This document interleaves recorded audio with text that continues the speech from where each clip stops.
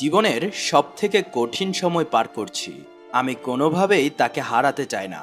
সবকিছু অনিশ্চিত জেনেও আল্লাহর বিশেষ কোনো রহমতের আশায় অনেক কষ্ট করে আজকে সিঙ্গাপুর থেকে এয়ার অ্যাম্বুলেন্স বাংলাদেশে আনিয়ে তারপর ব্যাংককে নিয়ে এসেছি। আমার জীবনের সবটুকু দিয়ে চেষ্টা করছি, বাকিটা আল্লাহর ইচ্ছা। সবাই দোয়া করবেন যাতে আমার ছেলের জন্য হলেও আল্লাহ যেন তাকে বাঁচিয়ে রাখে। হ্যাঁ দর্শক, অচেতন স্বামীর জ্ঞান ফিরাতে ব্যাংককে গিয়েছেন রুবায়েত ফাতেমা তনি। বললেন তার স্বামী যেন বেঁচে থাকে, এই জন্য সকলে দোয়া করবেন। আলহামদুলিল্লাহ, স্যারকে ব্যাংককে নিয়ে যাওয়া হয়েছে, সবাই একটু দোয়া করে, কিন্তু ইমপ্রুভমেন্ট হয় না। সম্প্রতি রুবায়েত ফাতেমা তনি তার সামাজিক যোগাযোগ মাধ্যম ফেসবুকে একটি স্ট্যাটাস দিয়ে তার স্বামীর বর্তমান অবস্থা জানিয়েছেন। সেখানে তিনি বলেন তিনি সিঙ্গাপুর থেকে একটি এয়ার অ্যাম্বুলেন্স ব্যবস্থা করে বাংলাদেশে এনেছেন এবং তারপর সেটিতে করে তার স্বামীকে নিয়ে ব্যাংককে পাড়ি দিয়েছেন। ইতিমধ্যেই তিনি ব্যাংককে গিয়ে পৌঁছেছেন এবং তার স্বামীকে হাসপাতালে ভর্তি করিয়েছেন।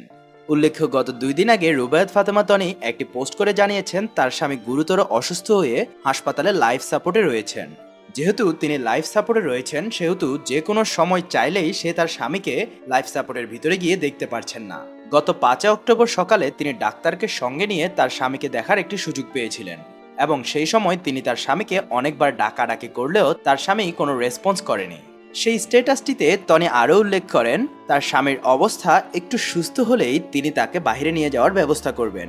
সম্প্রতি রুবায়েত ফাতেমা তনির ম্যানেজার একটি লাইভে এসে বলেছিলেন স্যারকে ব্যাংককে নিয়ে যাওয়ার সকল ব্যবস্থা করা হচ্ছে, আজকে দিনের মধ্যে ব্যাংককে চলে যাবেন তারা। সে লাইভটিতে তাকে আরও বলতে শোনা যায় স্যারকে এখনও ব্যাংককে নেওয়া হয়নি, কিন্তু আজকের মধ্যে নিয়ে যাবে ইনশাআল্লাহ, সকল কিছু গোছানো হচ্ছে। আসলে ব্যাংককে নিয়ে যাওয়ার বিষয়গুলো বললেই হয়ে যায় না। দেশের বাইরে নিয়ে যাওয়ার জন্য বিভিন্ন ধরনের অ্যাপ্রুভাল এবং প্রসেসিং সম্পন্ন করা লাগে। যারা এইসব সিচুয়েশন ফেস করেছেন তারাই বুঝতে পারবেন এগুলোতে কত ধরনের অ্যাপ্রুভালের প্রয়োজন হয়। তিনি আরও বলেন ইতিমধ্যে একটি এয়ার অ্যাম্বুলেন্স গোছানো হয়েছে, একজন নার্স সেই এয়ার অ্যাম্বুলেন্সে উপস্থিত থাকবেন বলে জানিয়েছিলেন তিনি। প্রসঙ্গত, রুবায়েত ফাতেমা তনির হাজব্যান্ড অসুস্থ হয়ে লাইফ সাপোর্টের মধ্যে মৃত্যুর শয্যায় ছিলেন এতদিন। সারফারাজ, তার ছোট ছেলেটি তার বাবাকে দেখার জন্য রাতে ঘুমাতে পারছে না। সে রাতে তার মাকে ফোন করে প্রত্যেকবার আকুতি মিনতি করছে তার বাবাকে যাতে একটিবার ভিডিও কলে তাকে দেখানো হয়।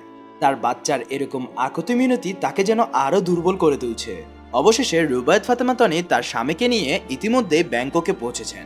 তিনি তার সামাজিক যোগাযোগ মাধ্যম ফেসবুকে একটি পোস্ট করেন। সেখানে তিনি লেখেন, জীবনের সবথেকে কঠিন সময় আমি পার করছি। আমি কোনোভাবেই আমার স্বামীকে হারাতে চাই না।